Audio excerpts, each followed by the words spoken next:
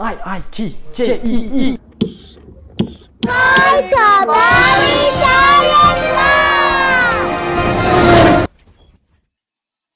Alright folks, so let's check out the next question in physics. We got a bat striking a ball. A golf club strikes a ball and it sends it sailing through the air.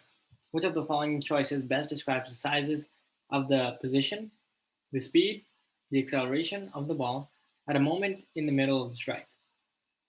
Medium means a non-tiny and a non-huge quantity on an everyday scale. Okay, so what are we talking about? We're talking about a club hitting a ball. So a golf club at least, looks something like this. You've got a perfectly uniform cylinder and you have a head attached to it, and that head hits a ball. So here's our ball, and it obviously is going to slightly deform our ball. Since we're talking about the middle of the strike, we should be paying attention to what happens to the ball during the middle of the strike. So the ball would get crushed and it would deform, and then when it loses contact with the golf club, it would rebound back. So let's talk a little bit about the position, velocity, and acceleration of the ball as it's hit by this club. Now the time interval is very small, and so the position the ball travels, it hasn't even left contact with the club. So the position, this position over here, that position X, is going to be a very small quantity. The ball travels very little in a very small amount of time. So any choice that says that X is not tiny is wrong. Okay, now let's talk about velocity. What about velocity? Well, velocity is a completely different story. The ball gets some oomph because of the club. If we're talking about constant acceleration, well, then there's a constant force exerted by this golf club for some amount of time. And so if it's in the middle of the strike, the velocity would be exactly half of the final velocity, right? The final horizontal velocity.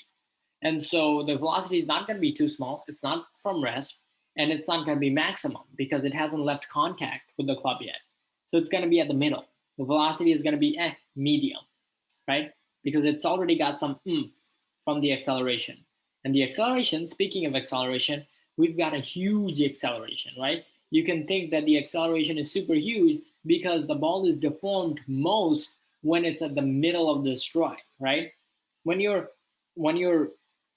after the middle of the strike, the ball is still accelerating because there's still a force, but it's accelerating slower until it loses contact with the club, at which point it has no acceleration, right? So you can imagine that there's some kind of a point of inflection, if you will, right? So something like this, where the golf club initially has some acceleration, but that acceleration is at a maximum, right? At this point, right? The acceleration is imparted at the fastest rate when you're in the middle of the strike. Okay, so what's our answer going to be? Well, our position is tiny, our change in position, our change in velocity is medium, and our change in acceleration is huge. So the answer is going to be choice B. Thanks for watching this lecture, and we'll check you out in the next visit. Ambition plus MKO plus scaffolding equal learning. We believe anyone can learn anything. That's why our motto is memorization is a crime.